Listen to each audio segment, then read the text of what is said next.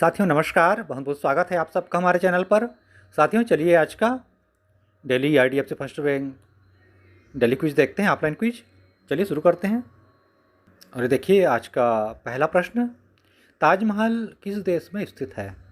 आपको बताना है ताजमहल किस देश में स्थित है। तो जैसा कि ये आप सभी को पता है, अपने भारत में, इंडिया इसका सही उत्तर है, ऑप्शन नंबर सी।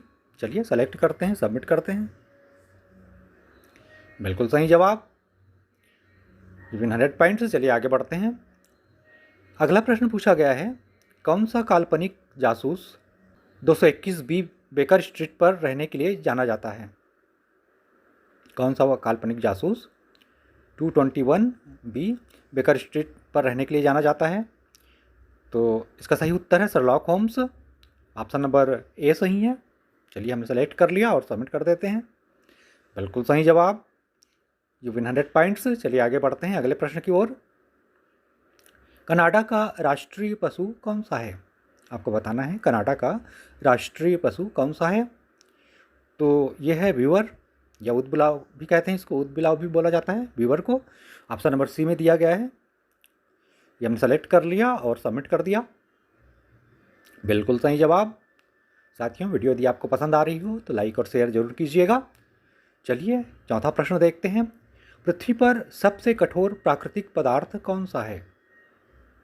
पृथ्वी पर सबसे कठोर प्राकृतिक पदार्थ कौन सा है? तो ये हीरा होता है सबसे प्राकृतिक कठोर पदार्थ, सबसे कठोर है। और ये हीरा या डायमंड जिसको कहते हैं, ऑप्शन नंबर सी सही है। हमने सेलेक्ट कर लिया और सबमिट कर दिया। बिल्कुल सही जवाब। चलिए आगे बढ़ते हैं। आज का फाइनल क्वेश्चन देखते हैं, ये अंतिम प्रश्न, एक निवासी व्यक्ति के लिए प्रति वित्तीय वर्ष विदेश में पैसा भेजने की अधिकतम सीमा क्या है? प्रश्न आपने देख लिया। तो इसकी जो सीमा है पैसा भेजने की एक निवासी व्यक्ति के लिए प्रति वित्तीय वर्ष में विदेश में पैसा भेजने के लिए, ये है USD 2.5 लाख रुपये, 2,50,000 USD, ऑप्शन नंबर डी। चलिए सेलेक्ट करते हैं, सबमिट कर दिया। बिल्कुल सही जवाब। इस तरह से मिल गए कुल 500 पॉइंट्स। तो साथियों ये तो था आज का IDFC first bank daily quiz और पूछे गए प्रश्नों के सही उत्तर।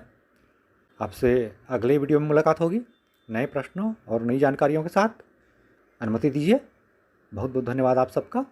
Thank you for watching.